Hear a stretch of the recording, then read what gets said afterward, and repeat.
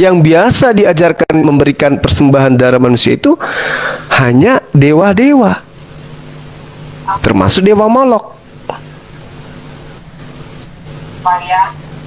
Kalau Anda mengatakan kami tidak mempersembahkan, kata Abang, tapi dengan adanya darah Yesus dosa Abang dihapuskan, betul nggak? Itu bukan persembahan, itu penebusan, bukan persembahan, Bang. Saya ngerti. Saya ngerti. Bukan penebusan, tapi persembahan. Saya ngerti. Tapi dengan adanya darah Yesus, bukan persembahan, tapi itu penebusan. Betul. Saya ngerti itu bukan persembahan, itu penebusan. Tapi tidak ada yang mempersembahkan Yesus. Dirinya sendiri menebus manusia karena dia mengasihi kita gitu loh. Mengasihi saya, mengasihi semuanya manusia. Ya, dia tebus kemana, Bang? Maksudnya?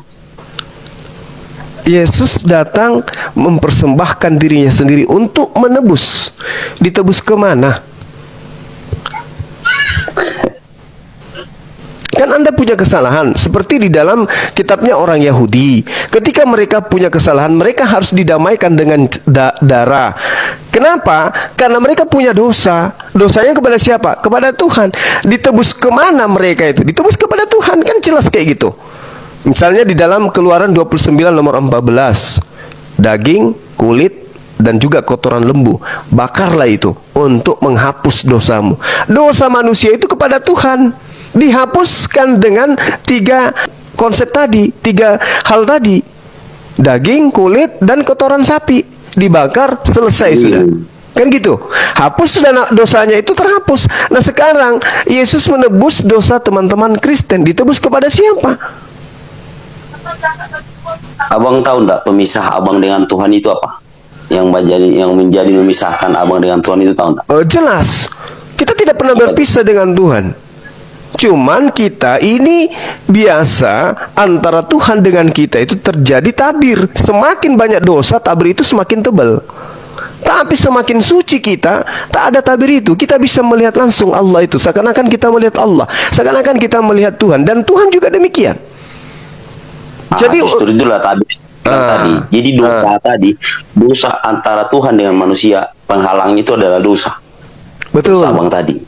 Ya. Jadi supaya dosa ini harus Tuhan itu sendiri yang menebus ini, yang menghapuskan ini.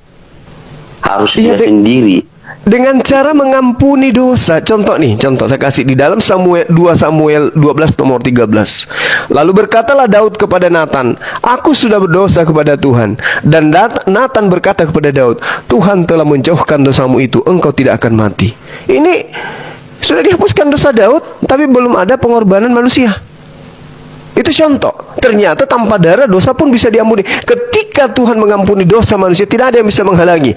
Oh, aku tidak bisa mengampuni dosamu. Kenapa? Kamu belum memberikan darah kepadaku. Ya, kalau Tuhan sudah mau mengampuni, itu yang terjadi. Tanpa darah pun dosa manusia dihilangkan. Nah sekarang di konsep saudara, Tuhan sendiri yang datang menyerahkan dirinya untuk menghapuskan dosa teman-teman Kristen. Ini logikanya seperti apa? Contoh.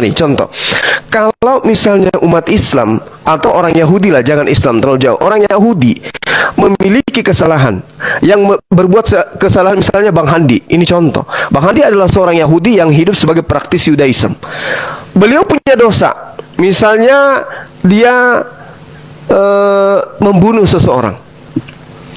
Cara penghapusan dosa, penebusan dosanya yang dituntun oleh kemudian Torah misalnya, korbannya harus hewan yang disyariatkan oleh para nabi. Maka dosa yang dilakukan itu hanya sampai pada saat dia melakukan persembahan itu. Dosanya setelahnya ya harus kemudian mempersembahkan korban lagi. Kalau yang Kristen enggak, cukup sekali untuk setiap dosa yang mereka lakukan. Enak kali. Konsep itu keliru. Maka Yesus mengajarkan dalam Matius 8 nomor 4, perlakukanlah persembahan seperti persembahan Nabi Musa.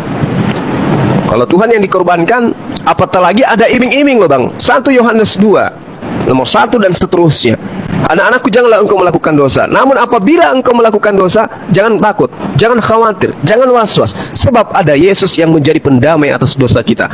Bukan hanya dosa kita, bahkan dosa seluruh dunia. Wow, keren. Abang nggak salah-salah bacain ayat Matius 8 ayat 4.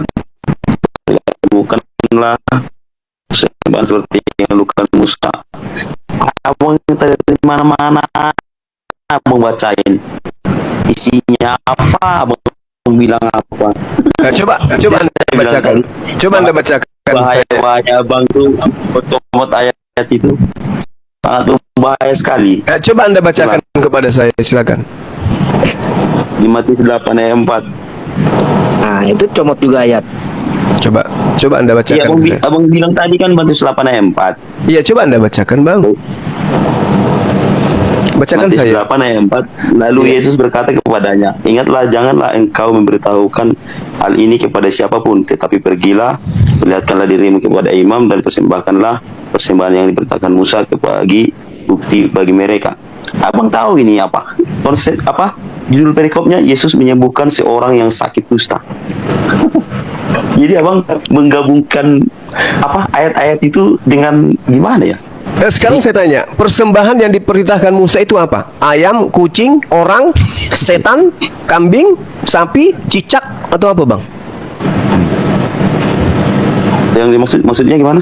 Persembahan yang diperintahkan Musa kepada kaumnya itu persembahan apa? Ayam, kucing, Bu Darni, Yesus.